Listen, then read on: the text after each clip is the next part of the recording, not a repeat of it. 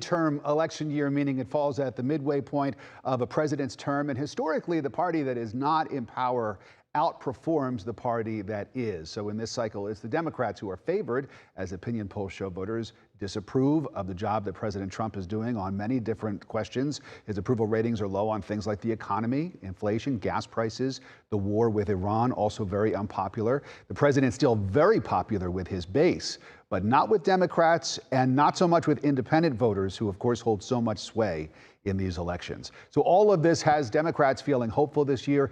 Going after the anti-Trump vote has become a big part of the pitch for Democrats, including in the race for Georgia governor. One of those candidates is former Atlanta Mayor Keisha Lance Bottoms. Atlanta News First Alani Latang is with the Bottoms campaign in Atlanta tonight. So what's the mood there, Alani? Yeah, so they're getting ready to welcome in their supporters as the polls are starting to close, but it's still too early to make this call. And Keisha Lance Bottoms has probably the most recognizable name here as the front Democratic runner for governor. She was the mayor during the pandemic, serving a single term here, and got some criticism from her constituents and for her contenders. But the campaign tells me they're confident that she will have success here in the primaries.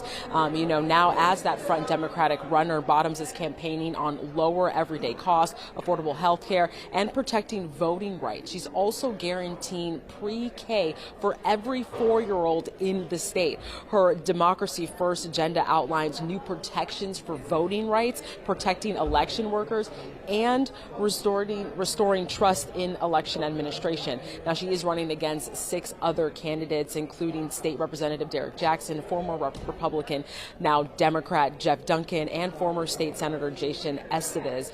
And it's been more than 2 decades since the state has seen a Democratic governor, but her campaign says they have the momentum.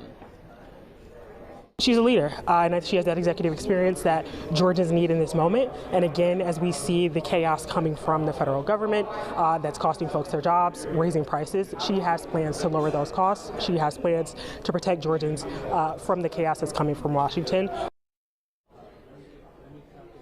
Right, and that excitement, as we've been talking about from the Democrats here, we've seen nearly 57% of those early voting ballots cast in the Democratic primary. But for now, reporting live inside the Hyatt Regency downtown Atlanta, I'm Alani Latang, Atlanta News First. All right, Alani, we'll be checking back with you soon, I'm sure.